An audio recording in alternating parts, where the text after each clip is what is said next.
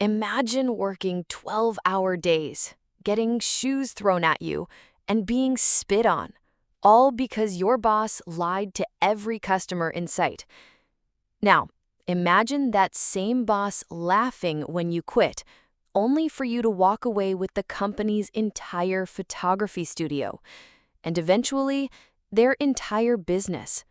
This is the story of how I turned their abuse into the most satisfying revenge of my life.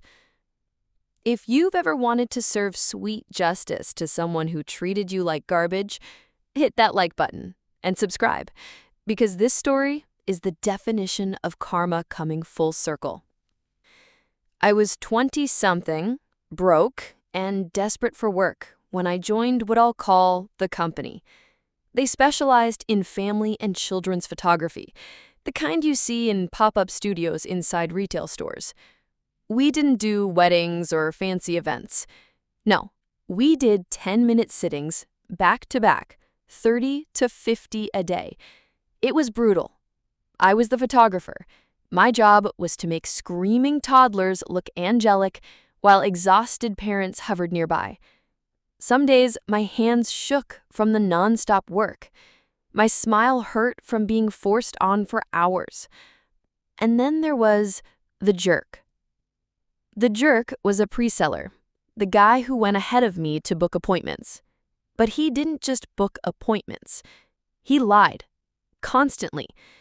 He told families they could bring 15 relatives, 5 outfit changes, even their dogs, all in a 10-minute session. He waived fees without telling anyone, which meant the $8 sitting fee came out of my paycheck. Worse, he triple and quadruple booked the studio. "Don't worry, my photographer will squeeze you in," he'd say. By the time I arrived, I was walking into a war zone of angry customers, all blaming me. I told my boss, if you ever put me behind the jerk again, I quit. They lied and said he wouldn't be there. He was. That week nearly broke me. I shot 316 customers in 3 days. I was yelled at, spit on, even had a shoe thrown at me. One night, I sat in the back room, staring at my cold pizza with spit on it, wondering why I let myself be treated this way. On day 3, I called my boss. My voice was shaking, but firm. I quit. "After this week, I'm done. Send someone for your equipment." He laughed. "You didn't give notice. I'm sending you to Florida next week. You can quit in 3 weeks if you find your replacement." I hung up, furious. That was the moment. The moment my exhaustion boiled into pure, righteous rage. If they didn't respect me as an employee, maybe they'd respect me as a problem. I packed up every piece of their photography rig, the Canon T2i 550D camera, lighting, backdrops, props, every last halogen bulb. Then I drove, straight to a climate-controlled storage unit, paid for 1 month with their company card. Then I reported the card stolen.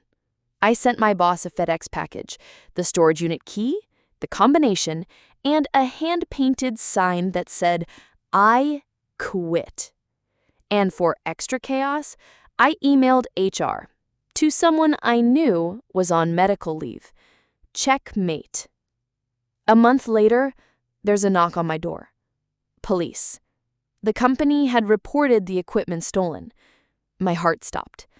But I had receipts, literally. The storage contract with their name on it, my FedEx shipping slip, my emails to HR. The police left and told me I was in the clear. Then I waited. 2 months passed. No one picked up the equipment. The storage unit called. "We're auctioning it next week." I could barely contain myself. On my birthday, the storage auction happened. My neighbor went for me since legally I couldn't buy it.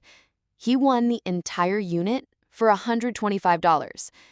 We staged a fake classified ad with the wrong phone number. A week later, My neighbor sold me the lot for $126. The photography rig, worth $12,000, was now legally mine. I had everything I needed to start my own business. I started small. I called up the stores I used to work in, offering a better deal than the company ever gave them. No lies, no tricks, no angry mobs. I even added instant previews on a monitor, letting people buy photos the same day. And word spread fast. Within a year, I had multiple photographers working for me. The company was bleeding out stores and contracts. The jerk? He ended up working at a gas station. My former boss? Demoted. District dissolved. He even used me as a job reference. By the time they sent me a cease and desist letter, I sent back every documented receipt proving they'd abandoned their own equipment. A few weeks later, no further legal action will be taken. For years, I ran my own successful business. I eventually ran them out of 3 states. By 2016, they were gone. By 2017, I closed my own doors, satisfied. And today, I still have that original studio rig.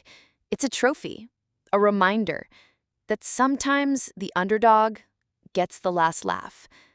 The jerk lost everything. My boss was demoted. And me, I built a business off the equipment they abandoned and the skills they never valued. When I finally packed up my studio years later, I smiled. Because the place that treated me like trash doesn't even exist anymore. And I'm still standing. Here's what I learned.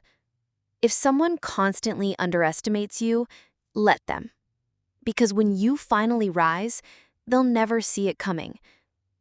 If this story gave you chills, smash that like button and tell me in the comments, have you ever served up sweet, life-changing revenge?